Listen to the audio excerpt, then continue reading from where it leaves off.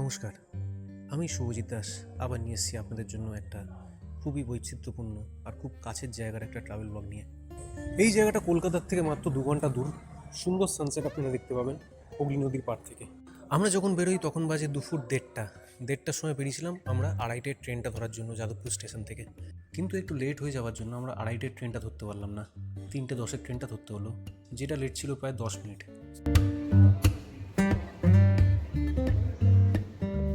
টিকিটটা দেখে নিশ্চয়ই আপনারা বুঝতে পারছেন যে কোথায় যাচ্ছি আমরা। হ্যাঁ, আজকে আমরা যাচ্ছি ডায়মন্ড হারবারে। মাত্র 10 টাকার টিকিট কেটে আমরা শেষ স্টেশনের দিকে আমরা রওনা হওয়ার জন্য রেডি হলাম। সকালে তো প্রচুর ঠান্ডা থাকে সকালে। হ্যাঁ, আর এখন কি অবস্থা? যাই না, এবার ঠান্ডা ডিসেম্বর পড়ে গেল, এরকম এখনো ঠান্ডা ফান্ডা পড়ছে না কিছুই। সেটাই, ঠিক আছে দাদু, ধন্যবাদ। দেখুন অবস্থা, দেখুন স্টেশনের রেল লাইনে, রেল ট্র্যাকে অবস্থা দেখুন। ইন্ডিয়ান রেলওয়ে এটাই।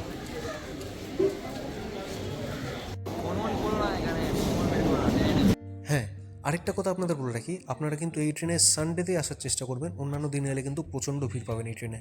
এইবারে গুগল ম্যাপে আপনাদের একটা ক্লিয়ার ওভারভিউ এই রুটের দেওয়ার জন্য আপনাদের দেখাচ্ছি যে কোন কোন রুটের ওপর দিয়ে এই ট্রেনটা যায় আর কোথা থেকে এই ট্রেনটা যায় ডাইরেক্ট।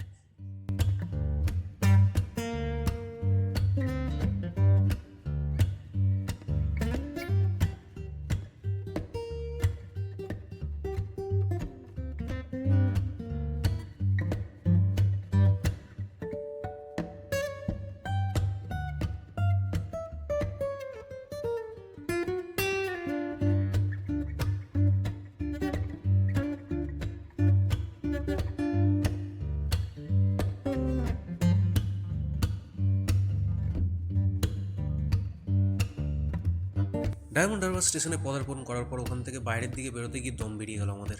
স্টেশনের বাইরে বিভিন্ন রকম বাস যায়, টোটো যায়, আমরা বাস ধরলাম যেটা যাচ্ছে ডায়মন্ড হারবার জেটি ঘাটের দিকে।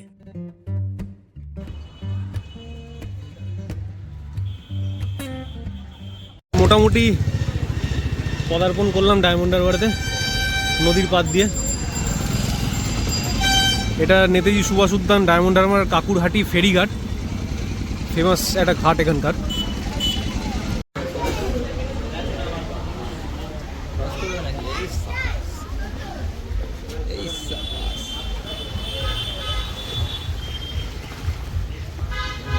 মারাত্মক ভাই, হ্যাঁ। বাট এখানে এসে আমি একটা খারাপ জিনিস বলতে বাধ্য হচ্ছি, যেটা অনেকে মানবেন বা অনেকে মানবেন না আমার সাথে, যে এখানকার ভিড় হলো অসম্ভব ভিড়, অসম্ভব কনজেস্টেড জায়গাটা, ঠিক আছে। সেকেন্ড পয়েন্ট হলো যে এখানকার ভিড় বলতে গেলে এখনকার দিনের ভাষায় যেটাকে বলা হয় ছাপড়ি ভিড়, ছাপড়ি টাইপের পাবলিক বা একটু আনকালচার্ড পাবলিক, এটা আমি বলতে বাধ্য হচ্ছি, বলতে খারাপও লাগছে। আসে এখানটা, এসে এখানটা বিভিন্ন রকম উৎপাত করে, এখানকার লোকাল লোকরা হোক বা বাইরের লোকরা হোক, এসে বিভিন্ন রকম বাইক নিয়ে, তারপর আপনার যে রিভার সাইড আছে, রিভার সাইডের ধারে বিভিন্ন রকম কার্যকলাপ করবে, সেটা আপনারা আসলেই তাই বুঝতে পারবেন। এইটা তো গেল এখানকার খারাপ দিকটা। এবার ভালো দিকটাও আপনাদের বলি। এখানকার সবথেকে বেস্ট হোটেল বা রেস্টুরেন্ট যেটা হলো, ওটার নাম হলো হোটেল সাগরিকা, যেটা হলো ওয়েস্ট বেঙ্গল ট্যুরিজমের আন্ডারে ডেভেলপড, ঠিক আছে। বেশি ভয়েস ওভার না দিয়ে আসল জিনিসটা আপনাদের চলুন ভেতরে গিয়ে দেখাই।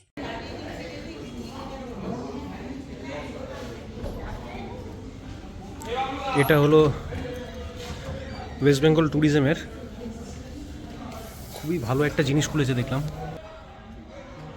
হোটেল বা রেস্টুরেন্ট সাগরিকা। সাগরিকা তো, হ্যাঁ, এটা ওয়েস্ট বেঙ্গল ট্যুরিজমের খোলা হয়েছে পুরো হোটেলটা। ভেতরটা তো বেশ ভালোই লাগছে আর খুব অ্যাফোর্ডেবল, খুব চিপ প্রাইসে। যদি চিপ প্রাইসে আপনারা পেতে চান হোটেল ডাবল বেডের মধ্যে, ডাবল বেড অকুপেন্সিতে, ডায়মন্ড হারবারের একদম রিভার সাইডে একদম, দিস ইজ দ্য প্লেস, ঠিক আছে। খাবারের দাম দেখলাম মোটামুটি, কচুরি, অমলেট, স্যুপ, হাক্কা নুডল, প্রচণ্ড চিপ প্রাইসে। আপনাদের মেনুটা দেখাচ্ছি একবার দেখুন। এই যে বেঙ্গল ট্যুরিজমের, ঠিক আছে, হোটেল সাগরিকা, সাগরিকা ডায়মন্ড হারবার। এই দেখুন, পুরি লুচি 4 পিস 60 টাকা মাত্র, ভেজিটেবল কারি 50 টাকা, টোস্ট উইথ বাটার 60 টাকা, ফ্রেঞ্চ টোস্ট 90 টাকা। খুবই অ্যাফোর্ডেবল প্রাইসের মধ্যে আমি দেখতে পাচ্ছি এখানে খাবারগুলো। আমি মানে নিজে প্রথম দিকে বিশ্বাস করিনি ব্যাপারটা। চিকেন স্যান্ডউইচ 130 টাকা, ভেজিটেবল স্যান্ডউইচ 80 টাকা, আইডিয়া পেয়ে গেলেন যে যদি ডায়মন্ড হারবারে আসেন আপনারা তো কোথায় স্টে করতে হবে, কোথায় খেতে পারেন। আমি আর আমার ভাই এখানে একটুখানি ইভিনিং স্ন্যাক্স করবো ভাবছি, করে এখান থেকে আবার বেরোবো, রওনা দেবো। একটু বিলেতি স্টাইলে খেতে হবে, সত্যি নাকি জানি না।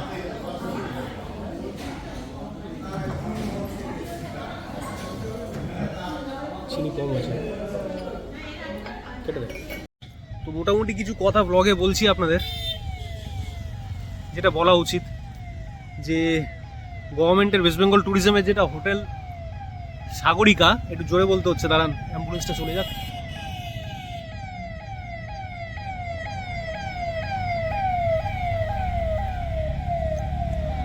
যেটা গভর্নমেন্টের আমরা রেস্টুরেন্ট কাম হোটেলে যে গেলাম আমরা, সত্যি বলছি মানে এতটা ভালো এক্সপেক্ট করিনি আমি। এক্সট্রিম ভালো মানে এক্সপেকটেশনের মানে বাইরে আউটলিভ করেছে হোটেল সাগরিকা। অসংখ্য ধন্যবাদ সেই এক্সপিরিয়েন্সটা করানোর জন্য। মানে এক্সপিরিয়েন্সটা হয়েছিল, আমরা রেস্টুরেন্টে যখন ঢুকলাম, খেলাম খাবার দাবার, আমার লিকার চায়ে, ওদের দোষ না এটা একদমই, আমার লিকার চায়ে একটু মাছি পড়ে গেছিলো, ঠিক আছে। চাটা চেঞ্জ করা ছেড়ে দিন, চাটার কোনো টাকা নিল না, টাকা তো নিলই না, চাটা চেঞ্জও করে দিল। তো এটা কোনো ব্লগারের ব্যাপারের জন্য না, ওরা এরকম কোনো ব্যাপার ছিল না যে ওরা বুঝতে পারেননি যে আমি ব্লগ করতে ঢুকেছি, মানে ঢুকেছি কি ঢোকেনি, বলিও নি ওদের কিছু ব্লগের ব্যাপারে। জাস্ট র্যান্ডামলি আমরা গেছিলাম। তো থামস আপ আমার তরফ থেকে হোটেল সাগরিকার জন্য। আরও অন্যান্য নদীর ধার ধরে অনেক হোটেল রেস্টুরেন্ট পাবেন এখানটা। হোটেল সুবর্ণ, সার্কিট হাউস প্রচুর আছে এখানে অ্যাভেলেবেল, ঠিক আছে। ঘাটতি কিছু নেই, হোটেলের রেস্টুরেন্টের কোনো ঘাটতি কিছু নেই। কমার্শিয়ালাইজ জায়গা হয়ে গেছে প্রায়, কদিন পর হয়তো দীঘার মতো হয়ে যাবে জায়গাটা, যা বুঝতে পারছি। না, দীঘার মতো হবে না, দীঘার মতো তো সি বিচ নেই এখানটা, জাস্ট গঙ্গার পাড় আছে। আর এখানকার গঙ্গার পাড়টা আমাদের যে প্রিন্সেপ ঘাটের গঙ্গা আছে ওর থেকে অনেক চওড়া। গঙ্গা না, সরি, হুগলি। তো এখানকার নদীটা অনেকটাই চওড়া, এখানে শিপ ডকিং হয়, ঠিক আছে। হারবার আছে এখানে আলাদা, হারবারটা হয়তো আজকে যেতে পারবো না, অন্য কোনো দিন যদি আসতে পারি তাহলে ওই ভিডিওটা আপনাদের তুলে দেখাবো। তো এক্সপিরিয়েন্স র্যান্ডামলি আমরা জাস্ট বেরিয়েছিলাম সানডের দিন, খুব একটা খারাপ না, ভালো এক্সপিরিয়েন্স। এখন পুরোপুরি অন্ধকার রাত্রিবেলা হয়ে গেছে, বসে আছি নদীর পাড়ে, দেখুন পিছনে আমার নদী। আমি আর আমার ভাই এসছি, ঠিক আছে। তো পরে আবার এখানে হয়তো আসবো না, অন্যদিকে যাবো। এখান থেকে আপনার কাকদ্বীপের দিকেও যাওয়া যায়, অন্যান্য আরও অনেক দিকেই যাওয়া যায়, সুন্দরবনের পাথর প্রতিমার দিকেও যাওয়া যায়, ঠিক আছে। তো চলুন এগোনো যাক।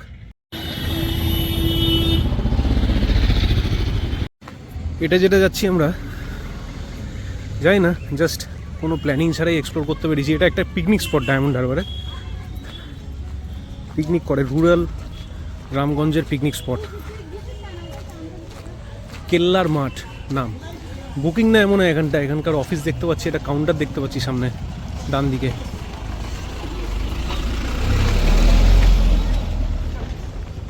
নর্মালি সব জায়গায় যে মাঠগুলো দেখি পিকনিক স্পটের, নোংরা অপরিষ্কার দেখি। কেল্লার মাঠ, দেখি আবার জিজ্ঞেস করি।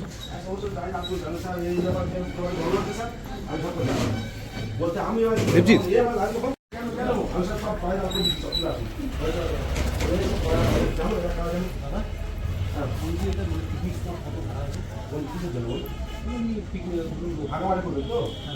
প্রত্যেকে 10 টাকা করে লাগবে, প্রত্যেকে 10 টাকা লাগবে।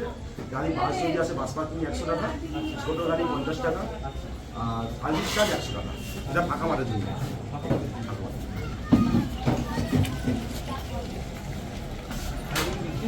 আপনি কি এখানটা কি কি করেন এখানটা কাজ? আমার এখানে চেয়ার টেবিল ডেকোরের মাল ভাড়া দেওয়া হয়। ডেকোরেটরের মাল ভাড়া দেন এখানটা, মানে যদি পিকনিক কেউ করে তো? পিকনিক যারা করে তাই জন্য ডেকোরের মাল আমাকে পাওয়া যায়। নাম্বারটা একটু বলে দিন না আপনার। আমার নাম্বার 8116137339। আপনার নামটা? আমার নাম সুরজিৎ দাস। সুরজিৎ দাস। থেকে যারা আসে গ্যাস, চেয়ার টেবিল, বাসন কোসন যা প্রয়োজন, এমনি যদি খাবার অর্ডার দেয় খাবার পাওয়া যায়। বাহ, আমার সব। আপনার বাড়ি এখানটাই নাকি? আমার বাড়ি এখানে একদম এই মাঠে। যখন ফোন করবে তখন ফোন তুলবো, শুধু রবিবারটা চাপে থাকি। আচ্ছা এমনি সময় আমি সন্ধ্যে যখন কিছু ফোন করতাম, রবিবার হলে আমি সন্ধ্যের পরে ফোন করি, 9টা অবধি আমি দেখে থাকি ওই সময়। বাহ, ধন্যবাদ দাদা। ঠিক আছে, আসছি তাহলে। হ্যাঁ। ঠিক আছে, আমরা জাস্ট একদিনের জন্যই ঘুরতে এসেছিলাম। হ্যাঁ, ওটা ইয়ে করে এডিট করে দেবো। তো কাউন্টারের সামনে দিয়ে দেখলেন, এটা পিকনিক স্পটটা। 10 টাকা পার পার্সন, 100 টাকা বাস চার্জ, বাস রাখলে। ঠিক আছে, থালা বাসন সব কিছু ব্যবস্থা করে দেবে, কিচ্ছু আনতে হবে না আপনাকে। র্যান্ডটা গ্রামগঞ্জের পিকনিক যেগুলো হয় গঙ্গার পাড়ে। ঠিক আছে, খুব সুন্দর পরিবেশনা করা আছে। সামনে মনে হয় নৌকা ফৌকা দাঁড়িয়ে আছে গঙ্গার পাড়ে, দেখি গিয়ে।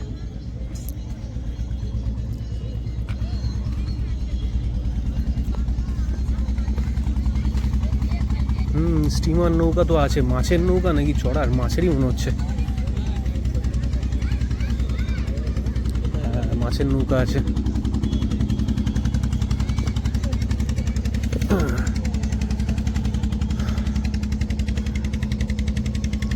মাছ ধরার নৌকা এগুলো সব।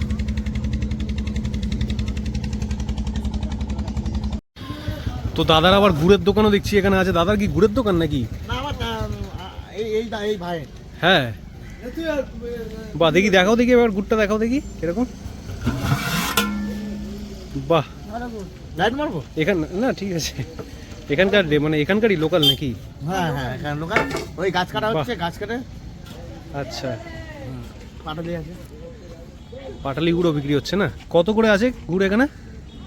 এখন দাম একটু বেশি, 140 টাকা। 140 টাকা হ্যাঁ, এইটার?